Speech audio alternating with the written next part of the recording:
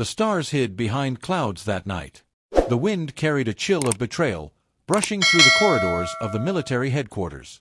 In the silence of midnight, gunfire cracked like thunder over the capital. Not from terrorists, but from within. A coup was underway. Captain Ibrahim Traoré, 35, sat calm in the command room, eyes locked on the blinking red dots on the secure monitor. For traitors, trusted once, celebrated once, now turned against the very dream they once swore to defend. "They move tonight," his intelligence chief whispered. "I know," Traoré said, tapping his wedding band against the desk. "And they'll be captured tonight." The betrayers unmasked. Lieutenant Colonel Cheikh Hamza Ouattara, once the national hero of Kassi province. Captain Christophe Mega, who was saved by Traoré's unit from a terrorist ambush 5 years ago. Lieutenant Boubacar Keita, brilliant but reckless. And Abdul Aziz Aouba, the strategist with a thirst for power. They had plotted for weeks, intending to seize the capital in a single night. But they underestimated one thing: the people loved Traoré.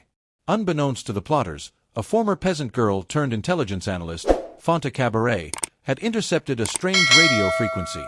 She traced it to a hidden base, run by Keita himself.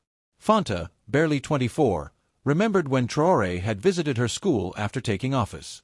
"You are the future," he'd said. "But today, I will defend it for you." She pressed the alert. The operation was on. The capture, one by one. Traoré led the strike team personally. As bullets echoed through the darkness, the captain moved like a panther, not just with soldiers but with guardians of the transition, a civilian defense force he had built from retired farmers, school teachers, and even ex-rebels who had reformed. By dawn, the capital was calm. Ouattara was cornered in a tunnel under the intelligence HQ, attempting to flee with classified files. Mega was pulled from a safe house disguised as a bakery. Keita tried to resist, but the people of the neighborhood locked arms to block his escape route. And Aouba, the cunning one, surrendered without a word, eyes burning with shame. The parade that healed a nation. Traoré did not gloat. Instead, in a move that shocked the world, he paraded the arrested traitors publicly, not to humiliate, but to teach. The parade moved through central Ouagadougou, but it wasn't a march of scorn. Elders stood silent in respect. Children pointed, asking their parents who the men were. "These were brothers who lost their way," Traoré announced at the National Square, "but justice will guide them back or deal with them as it must." Instead of scorn, Traoré's face held sorrow. He walked behind the detained officers, not ahead, to show the burden of leadership. The crowd, first tense, began to chant not in mockery, but in solidarity. "Burkina lives. Burkina stands. Burkina remembers." Flashbacks of loyalty. As Traoré spoke, his mind flashed back to his first year in power. He'd slept on the floor of the presidential palace, refusing the luxurious bed. He had refused pay raises and spent hours with villagers documenting grievances. He personally mourned soldiers who died fighting insurgents. That was why the people loved him.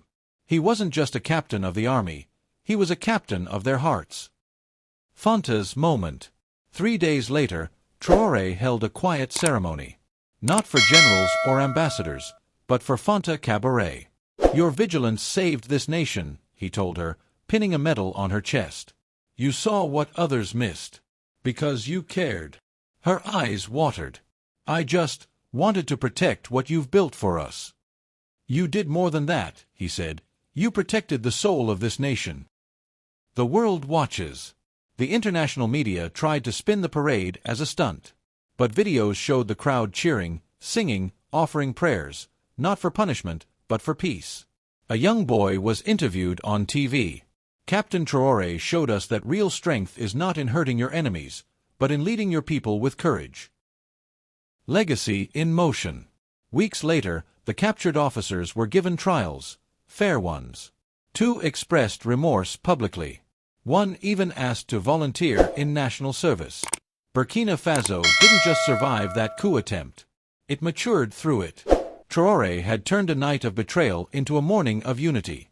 And in villages across the country, murals of him walking behind the traitors were painted, not to celebrate his power, but to honor his humility. The campfire promise. One evening, under a large baobab tree, Traoré met with young recruits. He sat by the fire, no security in sight. "Captain," one asked, "why didn't you just punish them without showing the people?" Traoré looked at the flames. "Because every betrayal teaches us something. And every child who sees a leader choose justice over vengeance will grow up believing in peace." And so, in the heart of Africa, a captain walked with his people, not above them, not before them, but with them. And the nation healed.